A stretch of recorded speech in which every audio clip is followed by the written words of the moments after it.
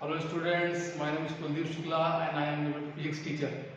मैं आपको पढ़ाने वाला हूँ फिजिक्स का एक टॉपिक जो कि बोलते हैं वेक्टर। तो सबसे पहले समझेंगे वेक्टर क्या होता है। स्टार्ट करते हैं वेक्टर्स। तो एक्चुअली पूरे दुनिया में दो तरह की फिजिकल क्वांटिटीज होती है, एक होता है स्केलर और दूसरा होता है vector. There are two types of physical quantities. There are two types of physical quantities.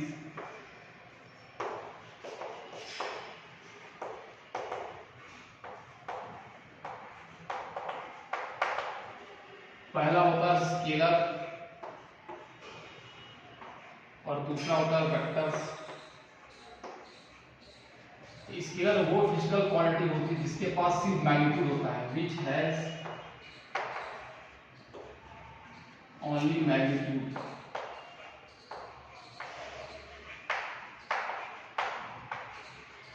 जैसे हम बात करें, इसका एग्जांपल हो जाएगा स्केलर का मास, टाइम, वॉल्यूम, स्पीड, डिस्टेंस। तो स्केलर ऐसी फिजिकल क्वांटिटी जिसके पास सिर्फ मैग्नीट्यूड है, जैसे मास। तो मास के पास सिर्फ वैल्यू होता है, सिर्फ उसका मैग्नीट्यूड होता है, उसको डायरेक्शन से कोई मतलब नहीं। जैसे हम टाइम की बात करें, टाइम के पास सिर्फ वैल्यू है, 1 घंटा, 2 घंटा, 10 मिनट, 5 मिनट। वॉल्यूम के पास सिर्फ वैल्यू होता है, मतलब उसका सिर्फ मैग्नीट्यूड होता है। स्पीड जैसे चलते हैं 50 किलोमीटर पर आवर, वो हमारा स्पीड होता है। डिस्टेंस ट्रेवल, इसका मतलब इसको भी सिर्फ मैग्नीट्यूड से मतलब।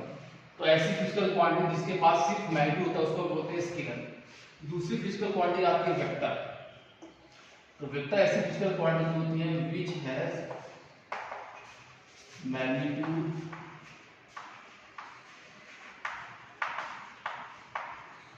डायरेक्शन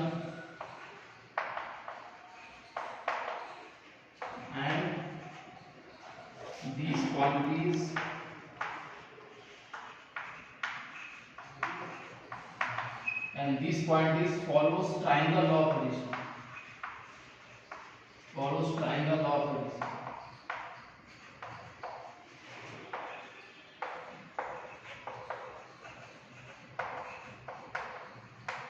तो सबसे पहले लोग समझे कि ऐसी फिजिकल क्वांटिटी जिसके पास मैग्नीट्यूड होता है, जिसके पास डायरेक्शन होता है और जो ट्राइंगल लॉ ऑफ एडिशन को फॉलो करता है। तो जैसे इसका एग्जांपल है,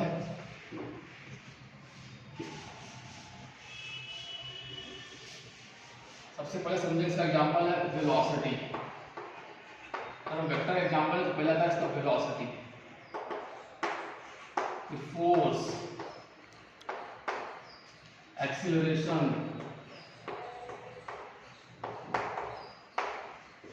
इलेक्ट्रिक फील्ड,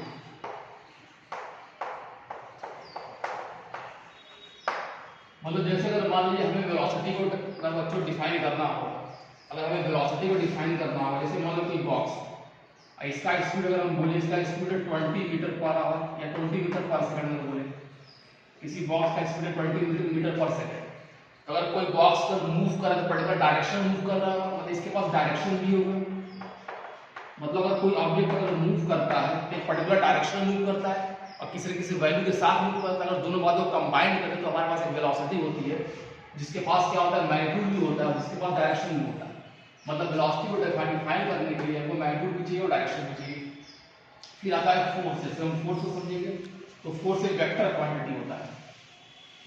अगर किसी ऑब्जेक्ट को हमको पुल करना है, सपोज बच्चों अगर किसी ऑब्जेक्ट को हमको पुल करना है ताकि पर्टिकुलर डायरेक्शन में हम पुल करके पर्टिकुलर डायरेक्शन से खींचते हैं, किसी फोर्स से खींचते हैं, जैसे मान लीजिए हमने 10 मीटर से खींचा, मतलब फोर्स को डिफाइन करने के लिए हमको क्या चाहिए, हमको डायरेक्शन भी चाहिए और उसका कुछ वैल्यू तो होगा। मान लीजिए 20 मीटर से खींचते हैं, 15 मीटर से खींचते हैं, 16 मीटर से खींचते हैं, तो फोर्स के पास क्या होता है, मैग्नीट्यूड भी होता है और डायरेक्शन भी होता है। इसको फोर्स को बोलते हैं लोग वेक्टर क्वांटिटी। फोर्स जो हमारा क्या होगा, वेक्टर। तो दोनों बेसिक डिफरेंस क्या है कि स्केलर क्या था जिसके पास सिर्फ मैग्नीट्यूड था, और वेक्टर ऐसी क्वांटिटी जिसके पास मैग्नीट्यूड भी होगा, डायरेक्शन भी होगा, जो ट्रायंगल लॉ ऑफ एडिशन को भी फॉलो करता है। इसको हम लोग आगे समझेंगे। अब हम लोग देखते हैं कि वेक्टर को हम कैसे रिप्रेजेंट करते हैं।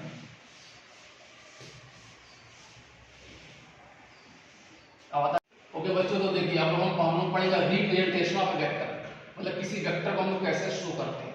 तो किसी वेक्टर को हम लोग शो करते हैं बाय स्ट्रेट लाइन। जिसमें एक एरो हेड होता है, एक एरो हेड होता है और एक टेल होता है वेक्टर का, इसको हम बोलते हैं टेल। एक एरो हेड होता है। तो इस वेक्टर का जो डायरेक्शन होता है, किसी वेक्टर का डायरेक्शन होता है टेल से हेड की तरफ। The direction of any vector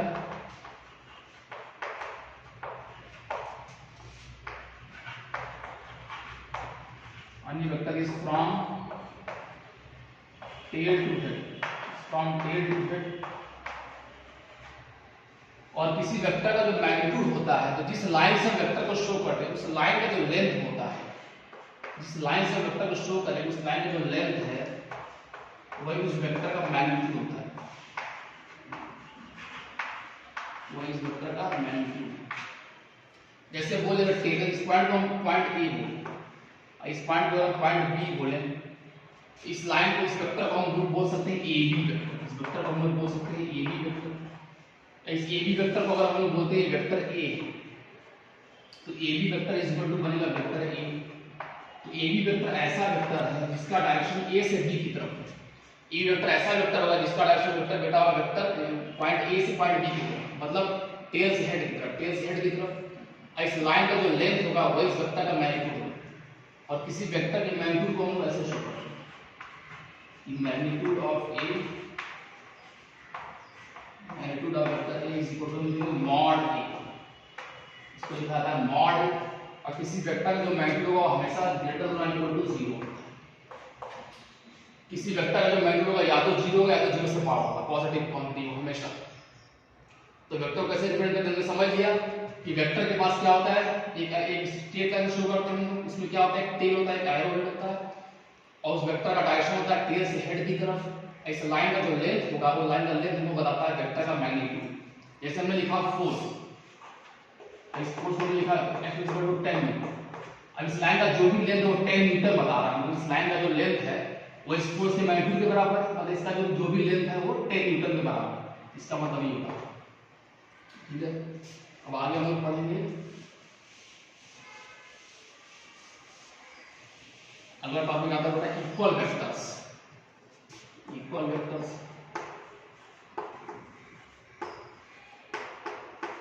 equal vectors क्या? इक्वल वेक्टर्स का मतलब ऐसे दो वेक्टर्स को हम लोग इक्वल वेक्टर्स बोल सकते हैं जिसके पास सेम मैग्नीट्यूड होगा, जिसके पास सेम डायरेक्शन होगा और जो सेम फिजिकल क्वांटिटी होगी। मतलब अगर वेक्टर ए वेक्टर बी के बराबर है, अगर vector A is equal to vector B है, ये तभी हम बोल सकते हैं इफ वेक्टर ए का mod is equal to vector B का mod, vector A and vector B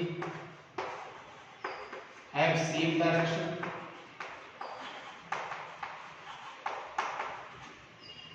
and vector A and vector B are same physical quantities, are same physical quantities।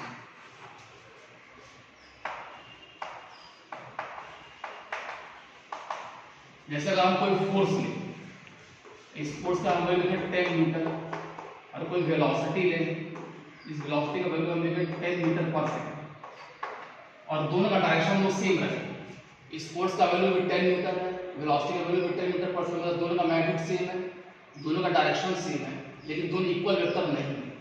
ये दोनों इक्वल वेक्टर नहीं क्योंकि दोनों अलग अलग physical quantities है। एक फोर्स है हमारा, दूसरा वेलोसिटी है। तो अगर 10 न्यूटन का फोर्स अगर हमने बनाया और इसका हमको इक्वल वेक्टर बनाना है, हमको 10 न्यूटन का ही फोर्स बनाना पड़ेगा जिसका डायरेक्शन वही रहेगा और जिसका मैग्नीट्यूड भी वही रहेगा। अब ये दोनों वेक्टर इक्वल वेक्टर हो गए, ठीक है बेटा। दो वेक्टर तभी इक्वल होंगे दोनों का डायरेक्शन सेम होगा, सेम डायरेक्शन होगा, और दोनों का सेम मैग्नीट्यूड होगा, और दोनों सेम फिजिकल क्वांटिटी भी होनी चाहिए, तभी इन दोनों को हम इक्वल वेक्टर्स बोल सकते हैं, ठीक है। तो आज का इतना ही lecture, thank you very much.